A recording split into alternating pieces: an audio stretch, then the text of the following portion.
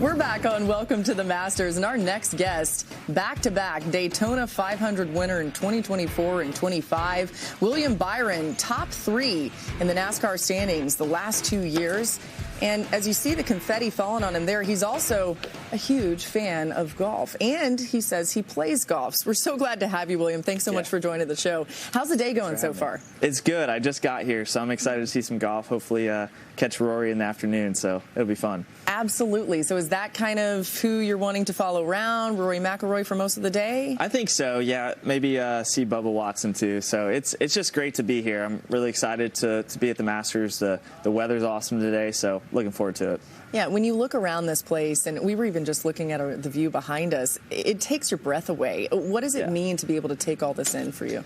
It's really cool. I mean, it's honestly a nice getaway from racing. You know, our schedule's so intense and just fast-paced. So it's nice to get out here, and I love golf, and I try to play once a week if I can. So, you know, it's a great time to get back into the game.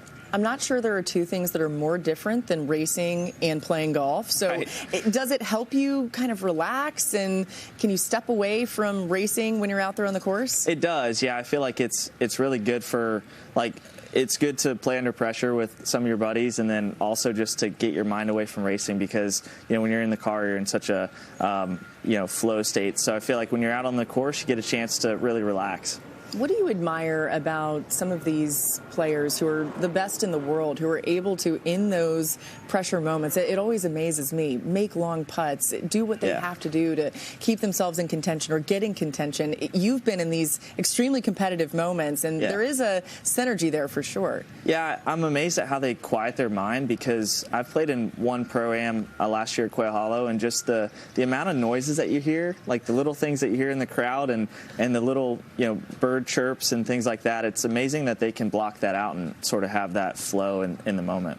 I want to talk about something that's coming up for you. April 28th, this is going to be the 5th William Byron Golf Tournament. It benefits big brothers and sisters of the Central Carolinas and the William Byron Foundation. Just how important is it to you to give back, and tell us a little bit more about your work? Yeah, no, I appreciate you mentioning that. It's really special that we have that golf tournament every year. I was with Big Brothers Big Sisters of North Carolina when I was in high school, and I was a big to a little kid, and I think it's just a really special connection. You get to build that connection, those memories, and it's nice to have that, you know, be able to give back and have that golf tournament each year. So it's been a big deal. I love it. We can't wait to hear how it goes this year. Yeah, I appreciate it. I'm looking forward to it. Yeah.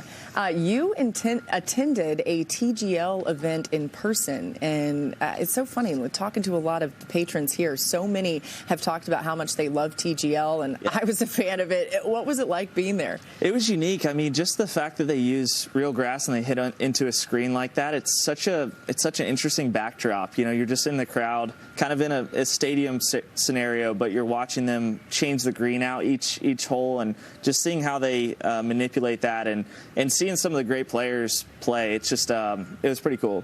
What's a must-have item from the concessions here today for you?